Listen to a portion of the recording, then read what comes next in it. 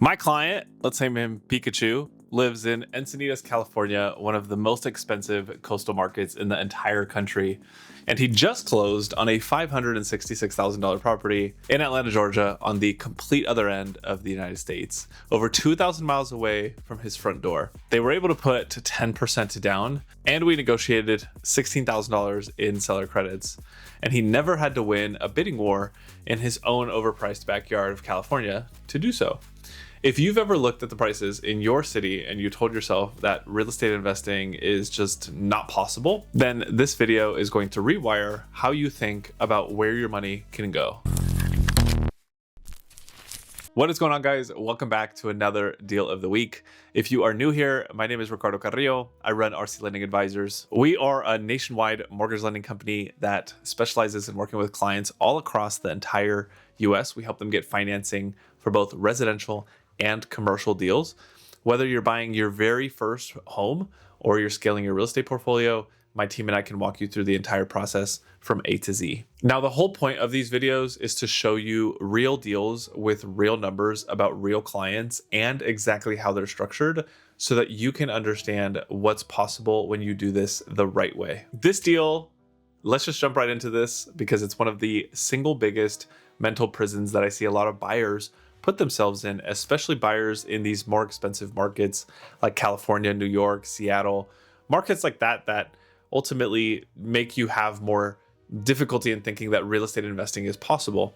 It's because when you look at a $566,000 property where those clients live, coastal Southern California or other parts of California, it's basically nothing, right? You're kind of buying a shack or really close to that. And so they end up deciding real estate investing is just not for me. They don't really ask, how can I do this if I wanted to do it outside of the state where I'm at? A lot of people are more comfortable going to a property that's local. Why does my property have to be where my couch is? The thing is, it doesn't have to be. And this client asked that question. He shopped in Atlanta. Atlanta is a better market overall for real estate investing. A $566,000 property can get you a real property in a really good neighborhood. And it's also one of the strongest growing metros in the entire country. There's a lot of population of people moving in. There's a lot of jobs coming into Atlanta, rents that actually also make sense when you're purchasing a property, or even if you wanted to rent it yourself. That's really the entire game. It's because sometimes you can live where you love living, and then you also invest where the numbers will work. A lot of my California clients invest on the East Coast. Those don't have to be in the same place. For a lot of you watching, mathematically, they can't be in the same place if you live in some of these more expensive markets. Now, let's talk about the numbers because I always want to make sure that I'm giving you the entire picture, not just the specifics. The purchase price on this deal was $566,000. My client put 10% down, which ended up coming out to $56,600.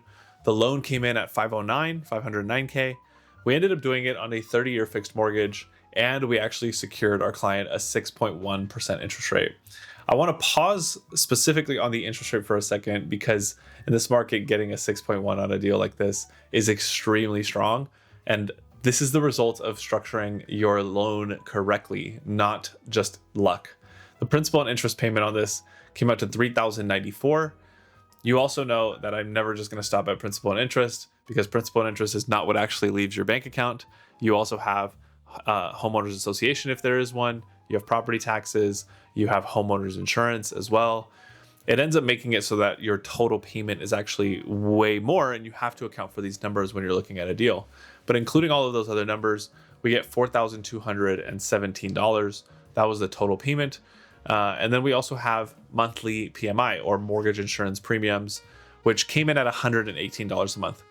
Now, the part that most people miss is because this client Pikachu put 10% down instead of 3 or 5% down, that mortgage insurance is actually scheduled to fall off once the payment reaches, it's going to schedule to fall off once the balance reaches a certain amount.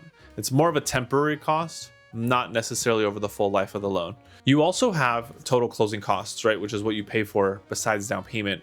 These were more expensive. It came in at $41,000.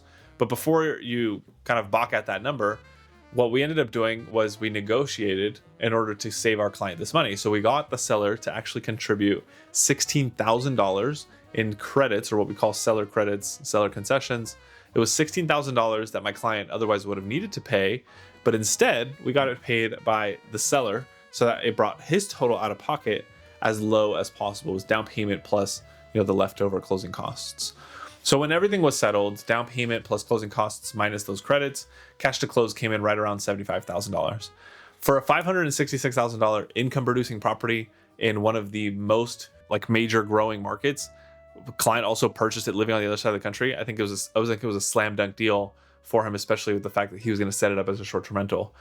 Now, the honest part is that buying out of state is not for the faint of heart, and it's also not effortless. It takes work in order to be able to purchase a property in another state. You're trusting inspections, you're trusting your lending team, you're trusting your agents, you're trusting appraisers. Sometimes you might even trust a property management company instead of you being able to actually go drive by the house.